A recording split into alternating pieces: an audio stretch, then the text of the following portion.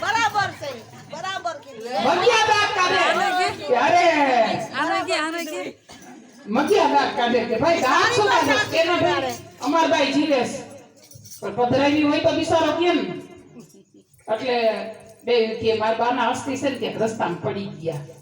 ઓલો કે કઈ થેલીમાંથી પડે ઓલાને શંકા પડી 15 વર્ષે ઘર માંડ્યું તું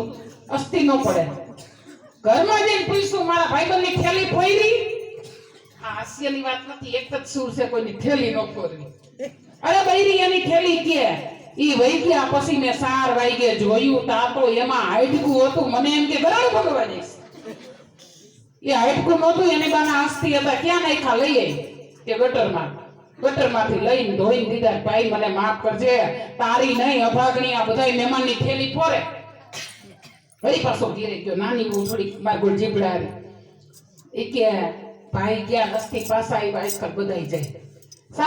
સારે ભાઈ વળી જુનાગઢ આયલા મોટો દીકરો વિધિમાં બેઠો કે કાઢો તમારી બાના અસ્થિ આજ તો ડાગલી દામો કંઠુંથી તો પોગી જ ગઈ પધરાવી દીધી 7 જણા નાઈ પણ એક જિંદગી વાળું નાવાની સોયથી નાવા ન પડે હવે તમારે સમજી લેવાનું ઓલી તઈની દેરાણ જેઠાણી કે તું નાઈ લે ભાઈ મારા જેઠ ઊભા છે મને પાણી ટાઢું લાગે છે અરે નાઈ લે 4 ધામની યાત્રા કરીને દામોકુંડમાં નાવું પડે ઓલી તઈની જણીયું બાવડા જાલીને જિંદગી દામોકુંડમાં બુડાઈ ગઈ મંડી ડબડબ ડૂબકી ખાવા તા વરી ડાબલી આવી કે કોક જાત્રા વાળાને ઘરેનું પડી ગયું લાગે છે લઈને ખિસ્સામાં નાખી આખું જુનાગઢ ફૈરા ઘીરે આવીને મીડા જુનાગઢની વાતો કરવા તેથી તો એક તીરથ કહેવાતું કે ભાભી હાલો તો ઘરે ભલે 8 જણા ગયા ભાડું વસૂલ થઈ ગયું કે કા કે કોક જાત્રા વાળાને ઘરેનું જઈડું મોટી કે દેકારો કરમાં આપણા બેનો ભાગ ઘરમાં જઈને જોયું તા તો ગાનું આટકું મારો કહેવાનો સોરી